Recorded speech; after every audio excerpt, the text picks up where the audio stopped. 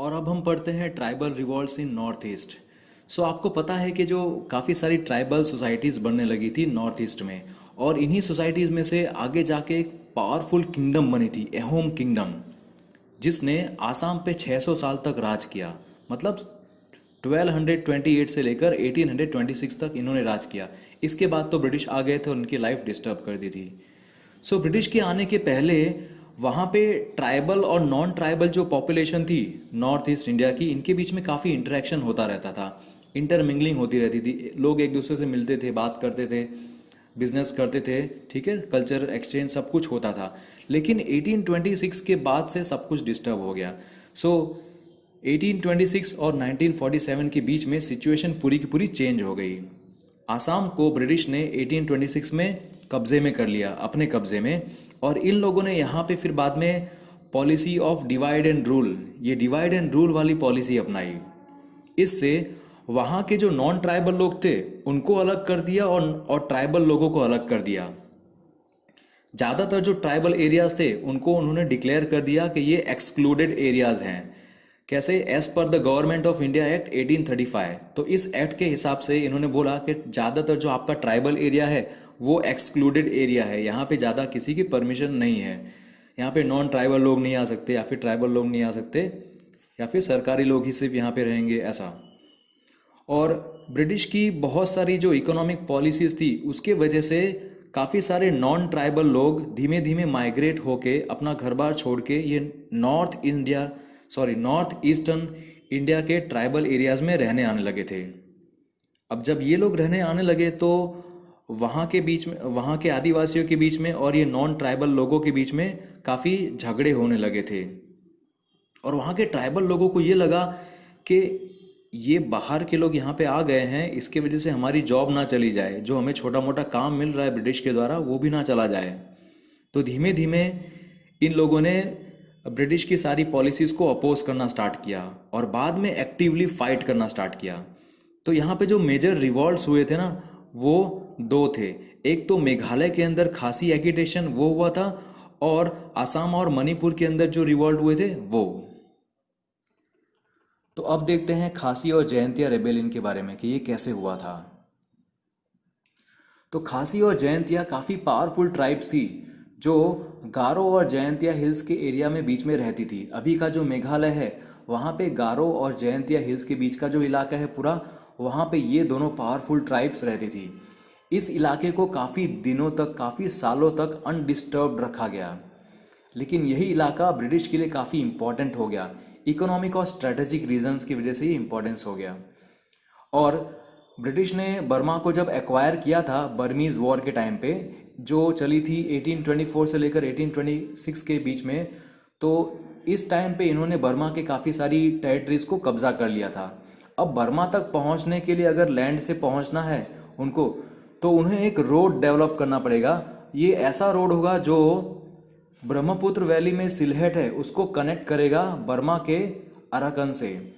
अब ये रोड जो लैंड से पास होगा वो उसी लैंड से पास होगा जो बिलोंग करता है खासीज लोगों को, मतलब खासी के इलाकों में से ही वो लैंड जाएगा। तो स्टार्टिंग में तो खासी वालों ने ब्रिटिश की रिक्वेस्ट को मान लिया कि ठीक है, आपको रोड बनाना है बना दो, आप यहाँ से सिर्फ गुजर के जाओगे ना, यहाँ पे कौन से रहने वाले हो।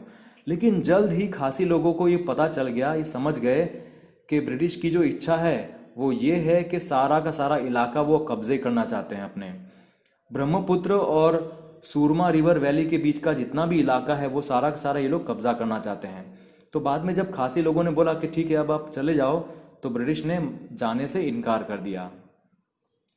और बाद में जब जयंतिया और गारो हिल्स के बीच का पूरा इलाका है वहाँ पे जब कंट्रोल अपना बना लिया, तो बाद में बहुत सारे टैक्सेस इन पे डाल दिए, आदिवासियों पे बहुत सारे टैक्सेस डाल दिए। अब आदिवासियों को तो गुस्सा आएगा ही कि उनके खुद के लैंड पे ही कोई बाहर वाला कहता है कि उस पर टैक्स पे करना पड़ेगा। तो जयंतिया लोगों ने रिवॉल्ट किया। यू कियांग नोंगबा के अंडर 1862 में जयंतिया लोगों ने रिवॉल्ट किया।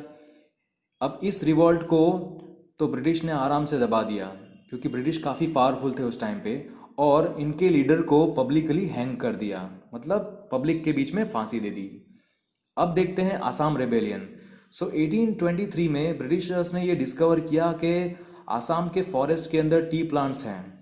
अब ये टी प्लांट्स तो काफ़ी इम्पॉर्टेंट होंगे बिजनेस के लिए।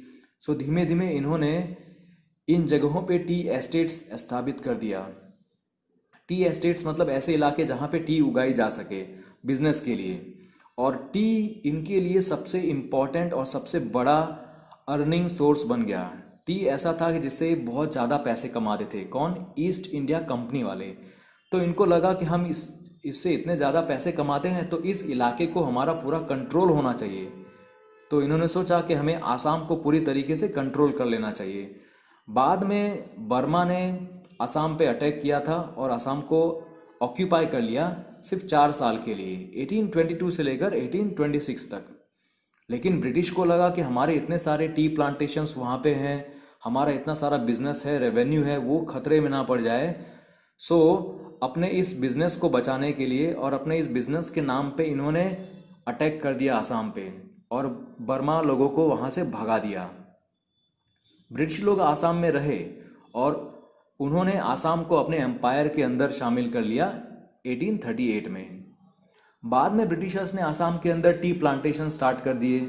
उसके लिए उन्होंने ट्राइबल लोगों के काफ़ी सारे लैंड को कब्जे कर लिया था, ये बोल के कि ये लैंड तो वेस्ट लैंड रेगुलेशन एक्ट के हिसाब से ये वेस्ट लैंड है, इसको सरकार का होना चाहिए, तो ये आपका नहीं होगा। और इन्हीं प्लांटेशंस को कौन चलाता था? ब्रिटिश के लोग या फिर नॉन ट्राइबल लोग, जिनको इंडिया के अलग अलग पार्ट से वहाँ पे लाया गया था ब्रिटिश के द्वारा। अब जो ट्राइबल लोग वहाँ से चले गए बेचारे, या फिर उनका जो लैंड छीन लिया गया, वो लोग बेचारे इन्हीं बड़े बड़े टी के एस्टेट्स पे मजूरी करते हैं। टी प्लांट्स की जो लीव्स होती हैं उनको पिक करने का काम करते थे। और आसाम के जितने भी ट्राइबल ग्रुप्स थे उनको काफ़ी भारी रेवेन्यू पे करना पड़ता। अगर किसी आसामी किसी ट्राइबल ग्रुप का उसके पास खुद का लैंड है तो उस लैंड पे उसको काफ़ी रेवेन्यू पे करना पड़ता ब्रिटिश को। और जैसे जैसे ब्रिटिश की एक्सप्लॉयटेशन बढ़ती गई, सो आसाम के जो आदिवासी थे वो लोग भी रेबेलियन करना स्टार्ट कर दिए। तो सबसे पहला रेबेलियन हुआ था फुलागुरी में 1861 में, जहाँ से वो बढ़ता गया और फैलता गया और 1892 तक तो ये बढ़ के पाटीडरंग, नलबारी और लछीमा तक फैल गया था। इसमें सबसे फेमस जो अपराइजिंग हुई थी, सबसे फेमस जो रिवॉल्ट हुआ था, वो हुआ था पथारू घाट में 1894 में। और 1920 में ब्रिटिश ने आसाम को एक प्रोविंस बना दिया। ये बताया कि आसाम अब हमारा राज्य है, एक प्रोविंस है, और इसमें अलग अलग डिस्ट्रिक्ट बना दिए। ऐसे डिस्ट्रिक्ट जिसमें ट्राइबल लोग अलग रहते और नॉन ट्राइबल लोग अलग रहते। सो ट्राइबल और नॉन ट्राइबल के बीच में डिवीजन खड़ा कर दिया। इससे उन्होंने ये बात को ध्यान में रखा कि हाँ चलो अच्छा है, अब ये लोग अलग अलग रह रहे हैं तो एक साथ मिलके फाइट नहीं कर पाएंगे हमारे खिलाफ। तो इसी के साथ ये चैप्टर फिनिश होता है। Thank you so much, God bless you all.